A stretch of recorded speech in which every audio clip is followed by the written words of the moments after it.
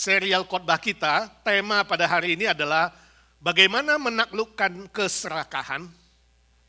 Kita membaca firman Tuhan di dalam surat Ibrani pasal 13 ayat yang kelima, kemudian Efesus pasal 5 ayat 3 dan 5. Ibrani pasal 13 ayat kelima. Mari kita buka suara membaca bersama-sama, 1, 2, 3. Janganlah kamu menjadi hamba uang dan cukupkanlah dirimu dengan apa yang ada padamu. Karena Allah telah berfirman, aku sekali-kali tidak akan membiarkan engkau dan aku sekali-kali tidak akan meninggalkan engkau. Efesus pasal 5 ayat 3 sampai 5. Demikian firman Tuhan, 1, 2, 3. Tetapi percabulan dan rupa-rupa kecemaran atau keserakahan disebut saja pun jangan di antara kamu, sebagaimana sepatutnya bagi orang-orang kudus.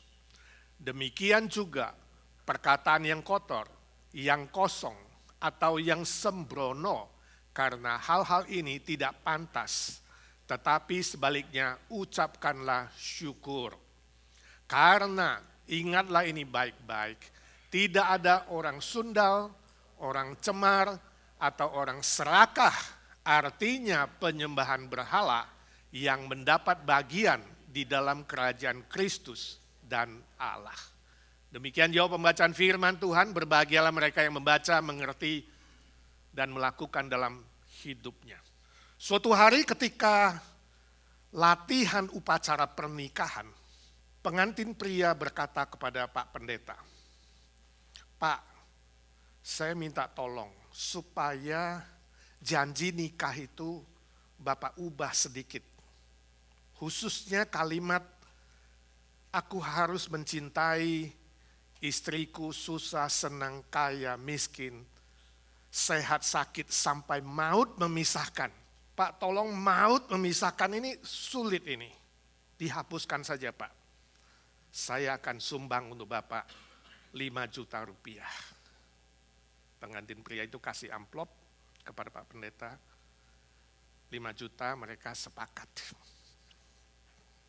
Besoknya pada hari pernikahan itu, waktu pemberkatan nikah, pas waktu mengucapkan sumpah, pendeta berkata kepada pengantin pria itu, apakah engkau berjanji di hadapan Tuhan akan sungguh-sungguh mencintai istrimu dan tidak akan berpaling kepada wanita lain selama kamu hidup? Kamu berjanji bahwa kamu akan bangun pagi setiap hari dan siapkan sarapan pagi untuk dia. Dan kamu berjanji akan menuruti perintahnya dan semua keinginannya. Dan kau harus setia sampai mati. Pengantin pria itu telan ludah. Dalam hatinya kan sudah sepakat. Lalu dia lihat sekeliling banyak orang. Dia menjawab dengan suara kecil, ya saya berjanji. Selesai upacara, pengantin pria mendatangi pendeta itu dan dia mengatakan, Pak, kan kita sudah sepakat. Kenapa demikian? Pak Pendeta bilang, kemarin istrimu datang, dia kasih 10 juta rupiah.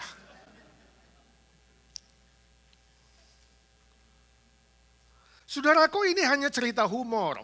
Tapi memberitahukan kepada kita bahwa semua orang itu bisa tergoda terhadap dosa keserakahan. Termasuk pendeta, pastor, imam, rohaniwan, siapapun yang dianggap paling benar, paling suci di muka bumi ini, bisa tergoda jatuh ke dalam keserakahan tanpa kecuali. Dosa keserakahan ini sudah setua umur manusia, bahkan lebih tua dari alam semesta. Pemimpin iblis yang bernama Lucifer itu jatuh di dalam dosa serakah. Dia mengingini kedudukan Tuhan Allah dan dia dibuang ke bumi dengan sepertiga pengikut yang mensupport dia. Manusia pertama Adam dan Hawa misalnya, mereka jatuh ke dalam dosa keserakahan ketika ditawarin bisa menjadi sama seperti Allah. Luar biasa. Apa sih definisi dari keserakahan? Secara psikologis, keserakahan adalah sebuah keinginan hati yang tidak pernah akan puas. Keinginan hati yang tidak pernah merasa cukup, yang mendorong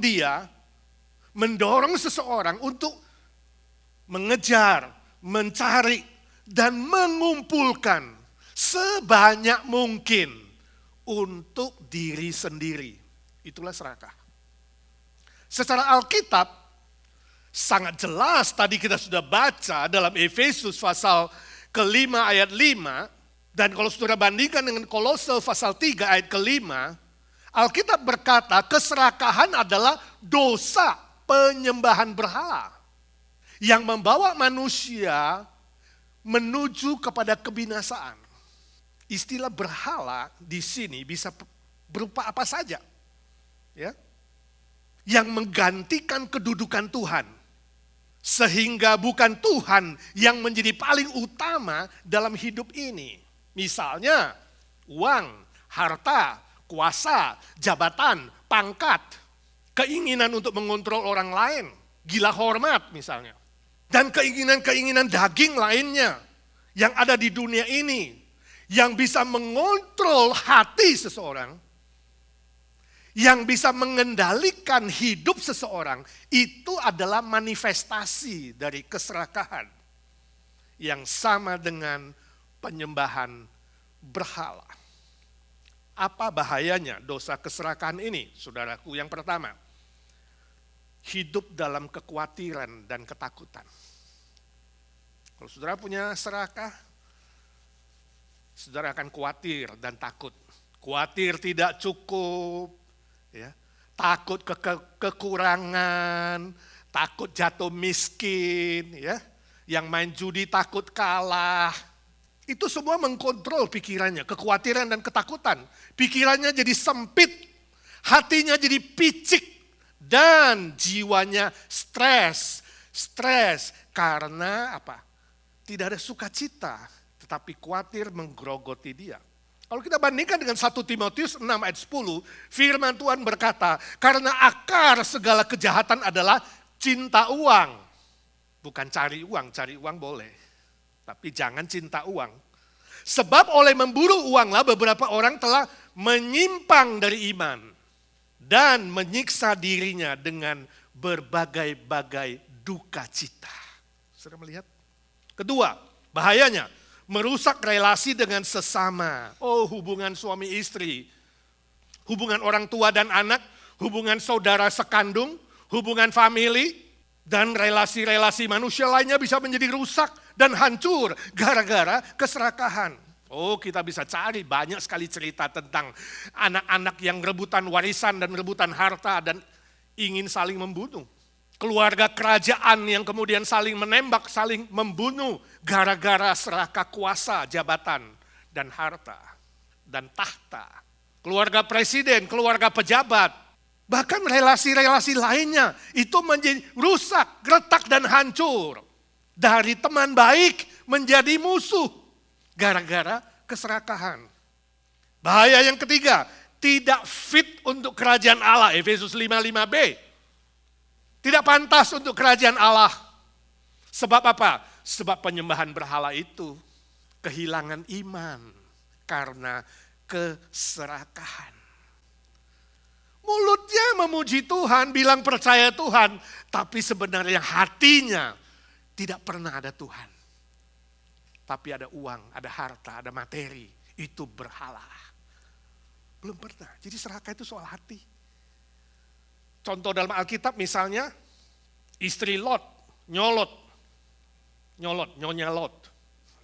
Waktu Tuhan mau menghukum Sodom dan Gomora, menurunkan hujan belerang, Lot dan keluarganya mau diselamatkan oleh malaikat.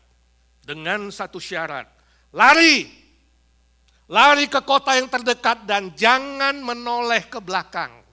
Istri Lot nyolot, ikut lari. Tapi kemudian dia ingat apa? Hartanya. Menoleh ke belakang. Akibatnya nyolot berubah jadi tiram alias tiang garam.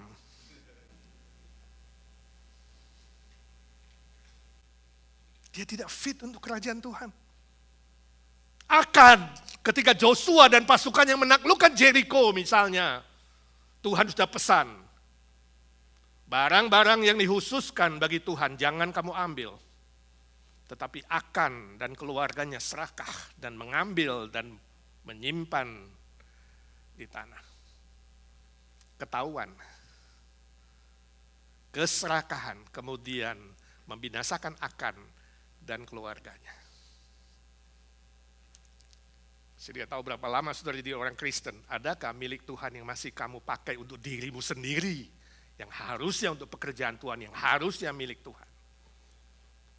Hatinya tidak ada Tuhan. Yudas Iskariot misalnya. Hatinya gak ada Tuhan, walau ikut Tuhan 3,5 tahun. Dia berani menjual gurunya dengan uang 30 keping perak. Dan berakhir dengan kebinasaan. Saudara melihat bahaya sekali. Keserakahan ini membawa kepada kebinasaan. Lalu pertanyaan kita, Pak, bagaimana caranya menaklukkan keserakahan? 3 cara. Yang pertama, jadikan Yesus Kristus sebagai Tuhan saudara. Ibrani 13 ayat 5a. Firman Tuhan berkata, janganlah kamu menjadi hamba uang. Jangan kamu menjadi hamba uang artinya jangan kamu jadikan uang itu Tuhanmu atau tuanmu. Kamu budaknya, jangan. Tapi jadikanlah Tuhan Yesus itu tuanmu atau Tuhanmu. Memang dia adalah Tuhan yang patut disembah. Ini syarat pertama, ini langkah pertama. Uang itu bukan tuan, tapi uang itu budak. Uang itu adalah hamba yang seharusnya melayani manusia, bukan manusia melayani uang. Jangan dibolak-balik. Ketika Tuhan menciptakan alam semesta dan isinya, Tuhan sudah memberikan order. Ya. Pencipta paling tinggi, kemudian manusia, ciptaan yang paling tinggi, dan semua yang lain, binatang, tubuh-tubuhan, dan materi, termasuk uang dan kekayaan, itu paling rendah. Manusia harus apa? Mengontrolnya, memanagenya, menaklukkan seluruh alam semesta ini. Tapi karena dosa masuk ke dalam dunia, ini terbalik. Uang, harta, benda, materi diangkat menggantikan Tuhan. Tuhannya nggak tahu dibuang kemana, lalu manusia menyembah atau mengutamakan materi. Order terbalik, saudara. Nah, kalau hari ini saudara ingin mengalahkan keserakahan, menaklukkan keserakahan, maka order ini harus dibalik kembali. Materi harus di bawah kita, di bawah manusia. Kita yang kontrol dia budak. Dia alat, dia bukan tujuan. Alat untuk mencapai tujuan, yaitu memuliakan Bapa di sorga. Ketika order ini dibalik kembali, di situ keserakahan akan dilenyapkan. Orang yang menjadi budak uang adalah orang yang serakah dan sangat kasihan.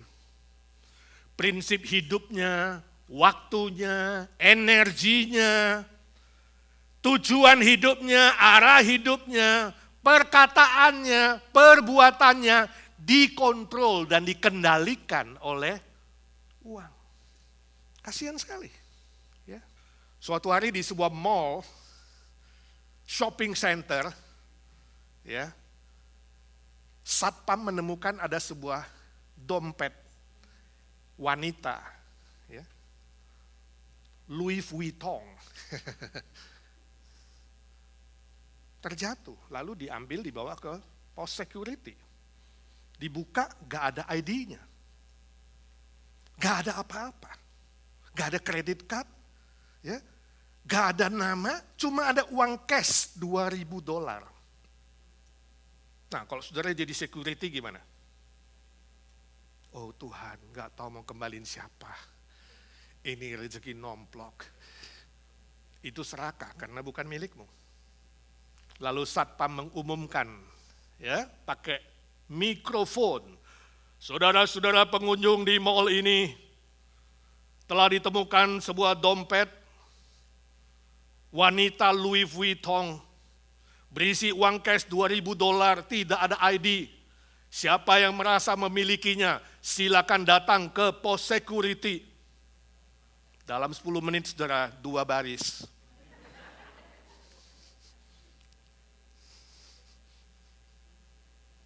Yang memiliki dompet itu kan 1 orang. Kenapa 2 baris?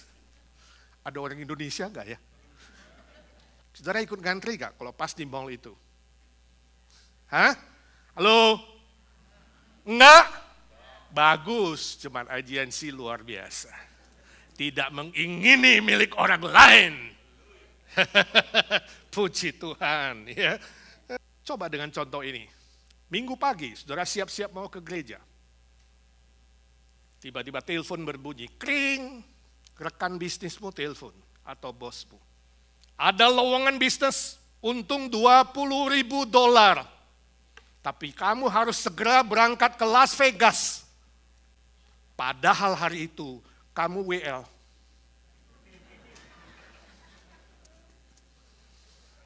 Ini Kang tahu. Apa? Bisnis sih. 20.000 untungnya. Gimana kalau bukan WL? Saudara cuma penyambut tamu. Telepon cucut Saatnya saudara harus beribadah, siap-siap berangkat dengan istri dan anakmu. Saya tanya, uang mengubah saudara enggak? Nah ini poinnya. Apakah uang bisa mengubah pikiranmu? Mengubah prinsip hidupmu? Mengubah tindakanmu? Mengubah perkataanmu? Itu menunjukkan siapa di dalam hatimu atau apa di dalam hatimu. Jika uang bisa mengubah saudara, hati-hatilah saudara sedang menyembah berhala. Uang telah menjadi tuanmu atau Tuhan. Ingat saudaraku, uang itu sementara, tapi rohmu, jiwamu itu kekal. Ingat baik-baik.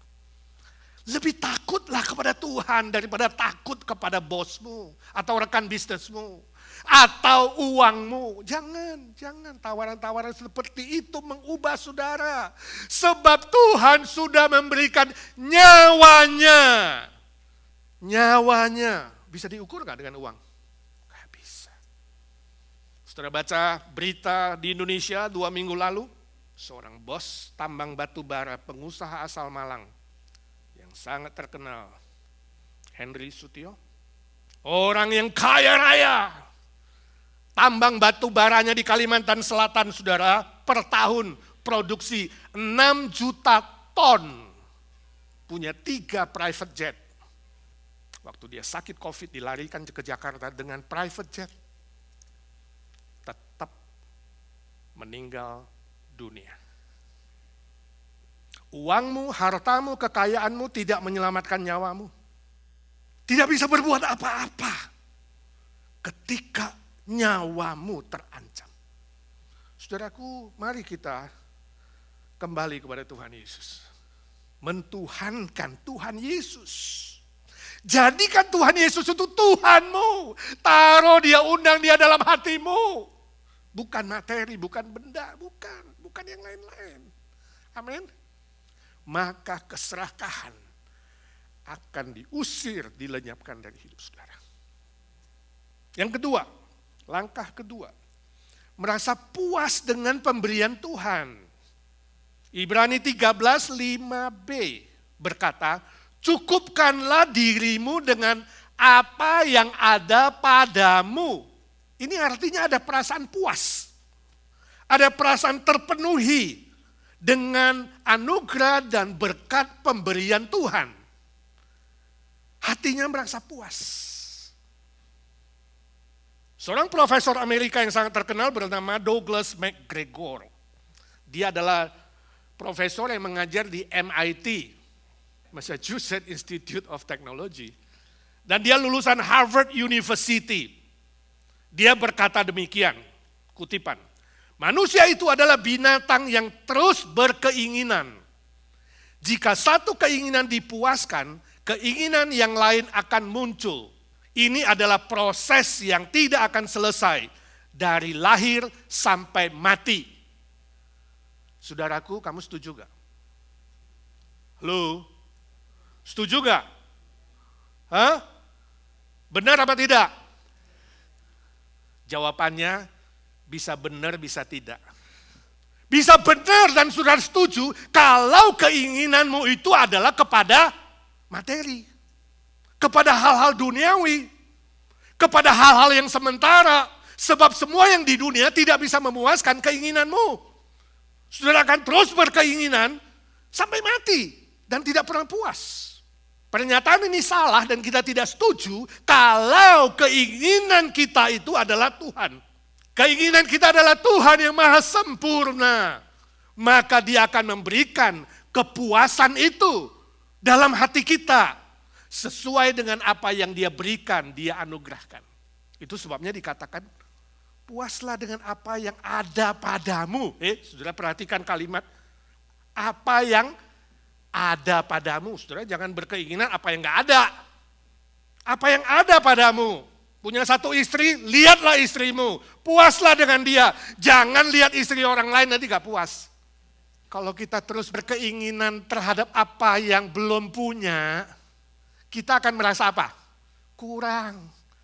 Aduh kurang nih. Aduh kurang nih.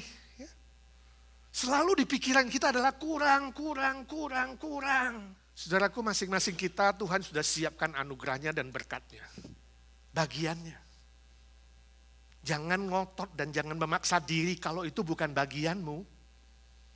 Bangun pagi-pagi dan tidur malam-malam, tetap bukan bagianmu. Raja Salomo yang paling berhikmat berkata dalam Amsal 23 ayat 4 dan 5, jangan susah payah menjadi orang kaya. Jangan. Sebab uang dan harta itu tiba-tiba bisa bersayap dan dia akan terbang seperti Raja Wali. Hebat ya, Salomo itu kalau menulis firman Tuhan. Jadi percuma kamu usaha mati-matian. Kerja lebih dari 15 jam, banting tulang, tarik urat. Ngotot sampai kurus kering kerontang kulit dengan tulang. Tetap bukan bagianmu, saudara tidak akan dapat. Sebab istilah kaya itu, jangan seperti kaya. Istilah kaya itu relatif. Berapa sih kaya? Relatif. Gak ada ukurannya, gak ada standarnya. Suatu kali diceritakan ada seorang petani yang miskin. Dia pengen bisa jadi kaya sedikit, ya. Terlalu susah, lalu muncul malaikat. Malaikat mengatakan, mata air dekat sumurmu, mulai besok akan berubah jadi mata air ajaib. Selain mengeluarkan air, akan mengeluarkan uang emas, kepingan logam emas. Emas itu akan berhenti kalau kamu bilang cukup. Cukup satu kata, cukup, lalu stop. Dia ingat baik-baik, dia ambil ember, masukin, masuk ember penuh saudara. Cepat masukin ke rumah, ya kan? Masih mengalir, ambil lagi saudara, sampai gubuk kecilnya hampir penuh. Tempayan, karung, ya, semua, waduh penuh. Aduh, ngomong cukup gak ya? Aduh masih kurang nih, kurang ya. Waduh masih siang, ya udah gali lubang, gali lubang. Keluar lagi, ngucur lagi, itu agak berhenti. Masih kurang kayaknya, masukin penuhin. Masih kurang nih, masih sore. Wah, dia gak sadar itu ting. Akhirnya dia lemes capek. Ting. Uang itu menimbun dirinya, mate.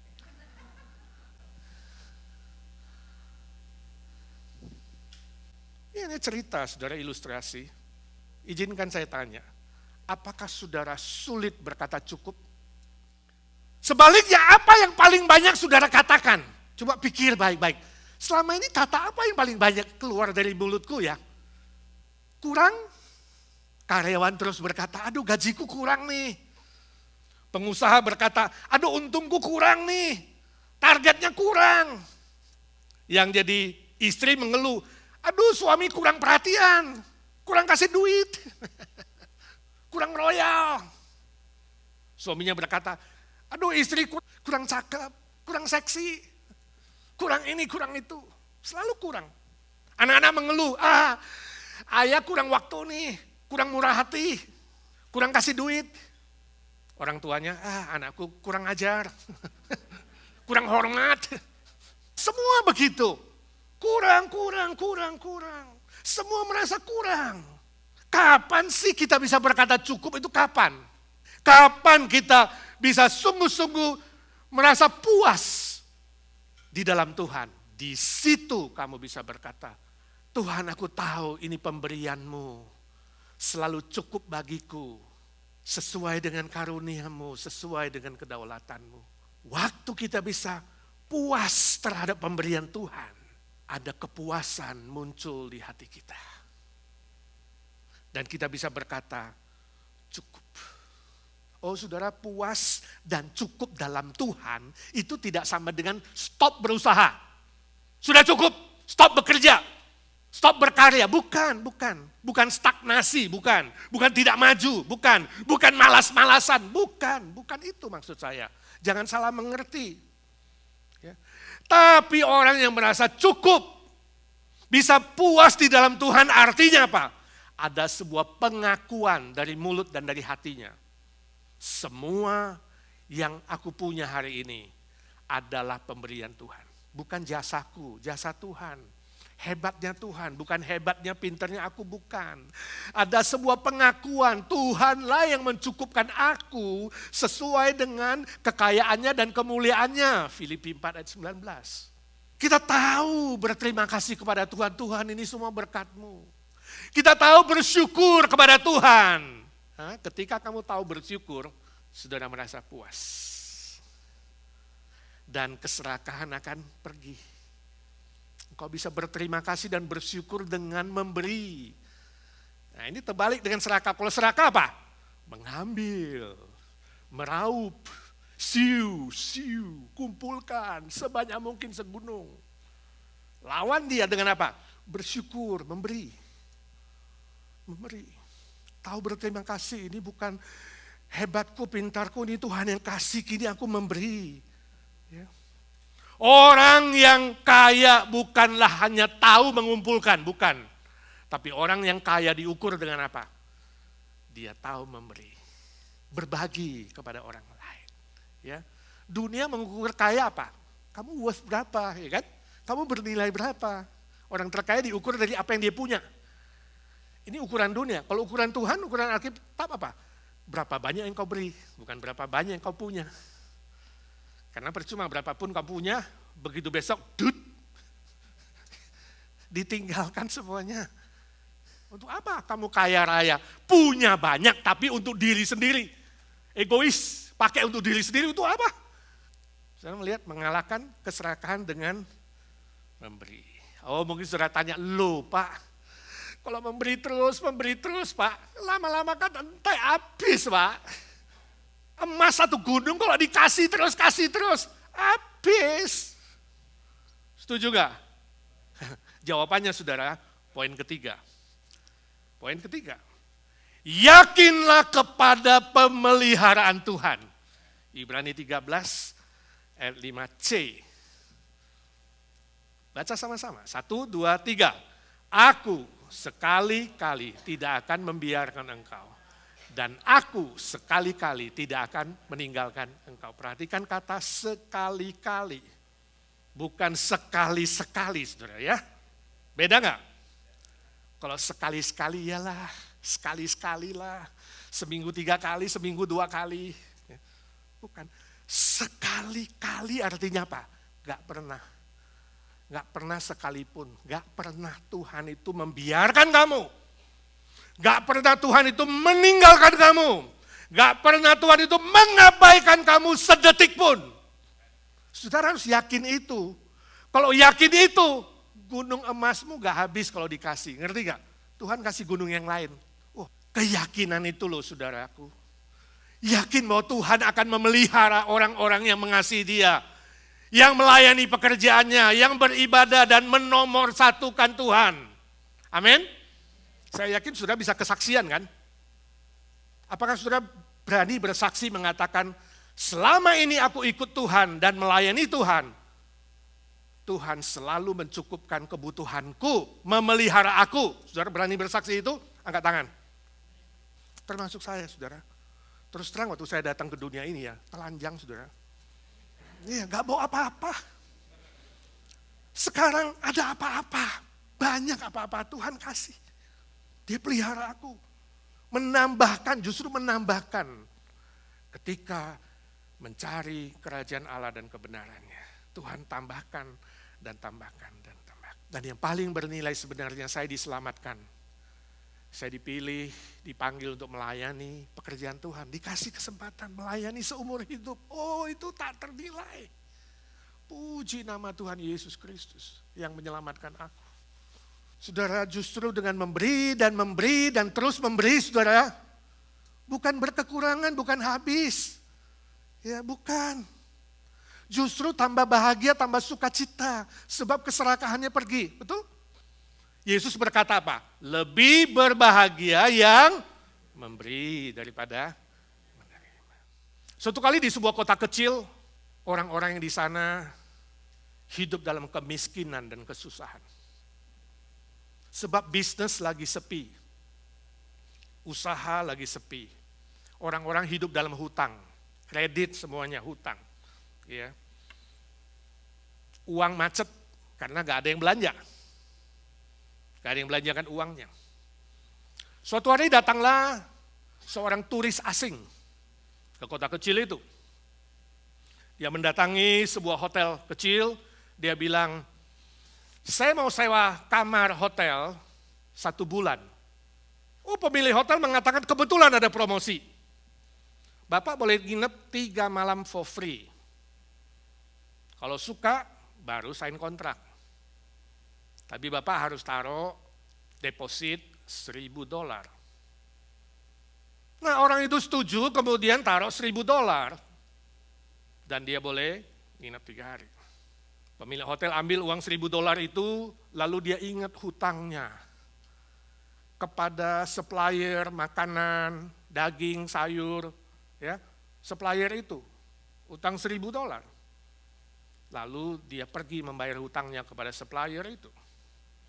Supplier dapat uang $1.000, kemudian dia ingat hutangnya, ya, kepada pedagang babi, ya, peternak babi, sapi dan sayur, ya, si bos itu. Lalu dia pergi membayar hutang dengan uang itu, $1.000. Nah, pedagang itu kemudian ingat, "Aduh, aku juga punya hutang nih sama bos truk angkutan yang dia pakai." Utang. Dia pergi ke sana, dia juga bayar $1.000. Melunaskan utangnya. Nah, pemilik truk ini, dia adalah seorang Kristen. Besoknya, hari Minggu dia ke gereja dengan istrinya. Dia bilang kepada Pak Pendeta, "Pak Pendeta, sejak saya dan istri dan anak kena COVID 2 minggu lalu, Bapak doakan, teman-teman doakan, saya bersyukur dan waktu itu kami bernasar, kalau Tuhan sembuhkan, kami akan memberi persembahan syukur $1.000.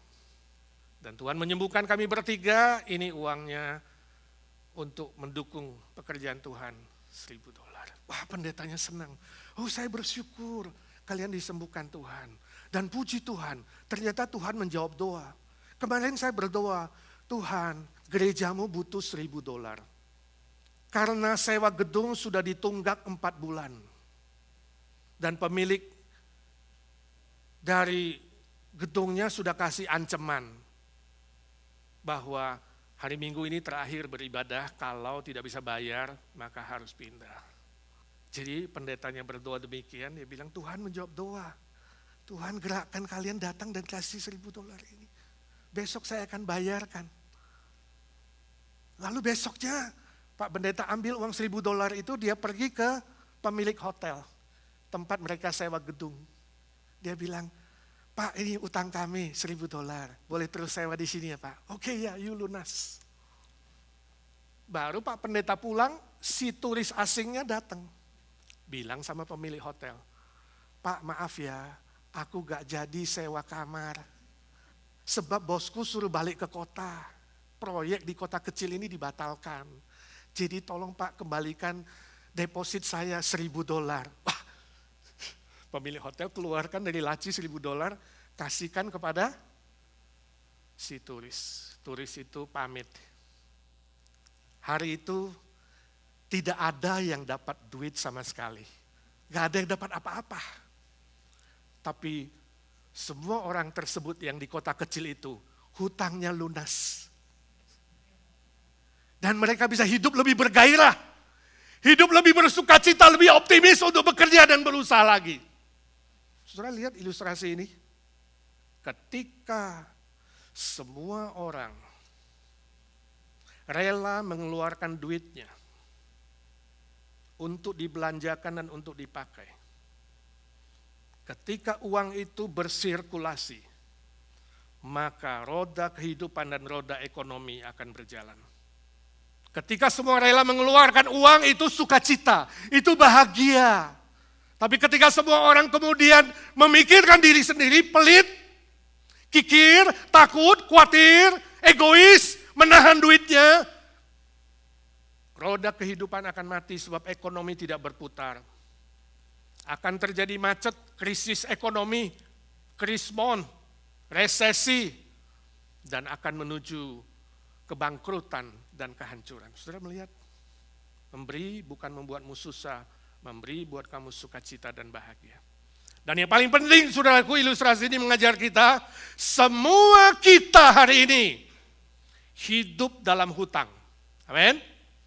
Gak ada yang memiliki sesuatu di bumi ini. Semua pinjaman dari Tuhan. Gak ada hak milik, semua hak pakai, hak pinjam. Kita semua kredit.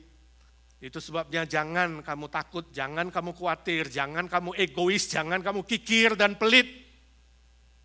Pakai titipan Tuhan itu sebaik-baiknya. Pakai titipan Tuhan itu dengan baik dan benar, sesuai firman-Nya. Dia akan mencukupkan kebutuhanmu sesuai dengan kekayaan dan kemuliaan-Nya. Amin. Ingat, uang dan harta bukan milik kita, tapi milik Tuhan. Selalu kalau kamu pakai uang, Tuhan, uang ini milikmu. Hari ini di tanganku, besok di tangan dia, lusa di tangan dia, ya. Minggu depan di tangan dia, nanti 2 minggu lagi balik ke kamu, putar-putar saudara. Putar, gak ada yang punya sesuatu. Putar, lama-lama apa? Meninggal dunia, sampai kita mati. Begitu mati, tinggalin. Dan kalau kita berhutang kepada Tuhan, kita harus mempertanggungjawabkannya. Nah, permisi tanya, kalau besok saudara harus meninggal dan bertemu Tuhan, siapkah saudara mempertanggungjawabkan hutangmu?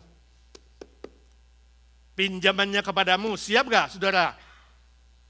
Kiranya Tuhan menolong kita semua, mengasihani kita, dan kita menaklukkan keserakahan yang mencoba menggerogoti hati dan jiwa kita. Amin. Mari kita berdoa. Ya Tuhan Yesus, hamba-Mu sudah berhenti berbicara, biarlah Roh Kudus terus berbisik-bisik di hati, di pikiran kami. Memperbaharui hidup kami dari sehari ke sehari. Kami sungguh-sungguh belajar puas di dalam Tuhan. Kami sungguh-sungguh mentuhankan Tuhan Yesus. Dan kami sungguh-sungguh yakin dan beriman terhadap pemeliharaan-Mu yang sempurna, yang tidak pernah sekalipun meninggalkan kami dan membiarkan kami. Terpuji nama-Mu. Dalam nama Tuhan Yesus kami berdoa dan memohon berkat Tuhan. Amin.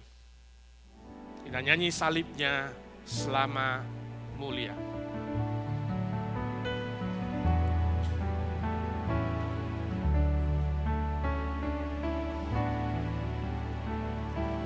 Bawalah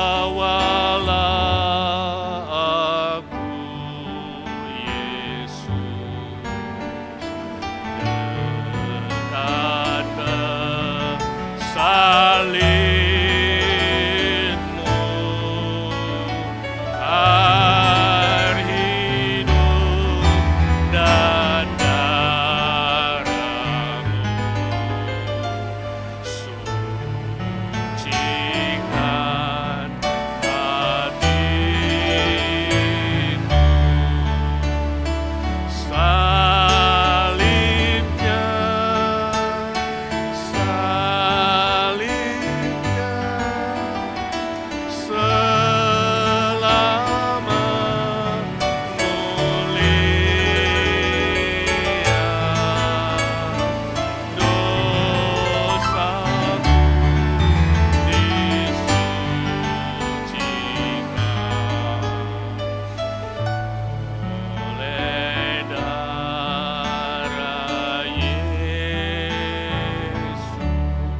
Matius 26 ayat 26 sampai 29. Kita membaca bersama-sama baik dalam Indonesia maupun bahasa Inggris. Saudara bisa baca di tempat duduk saudara. Demikian firman Tuhan. Dan ketika mereka sedang makan, Yesus mengambil roti, mengucap berkat, memecah-mecahkannya, lalu memberikannya kepada murid-muridnya dan berkata, ambillah, makanlah, inilah tubuhku. Sesudah itu ia mengambil cawan, mengucap syukur, lalu memberikannya kepada mereka dan berkata, minumlah kamu semua dari cawan ini, sebab inilah darahku, darah perjanjian yang ditumpahkan bagi banyak orang untuk pengampunan dosa. Akan tetapi aku berkata kepadamu, mulai dari sekarang aku tidak akan minum lagi hasil pokok anggur ini sampai pada hari aku meminumnya, yaitu yang baru bersama-sama dengan kamu dalam kerajaan Bapa-Ku. Mari kita berdoa memeriksa diri di hadapan Tuhan. Akui segala dosa kesalahanmu. Biar Tuhan menyiapkan hatimu, pikiranmu menerima roti dan anggur. Mengingat cinta kasih Tuhan bagimu. Doa secara pribadi.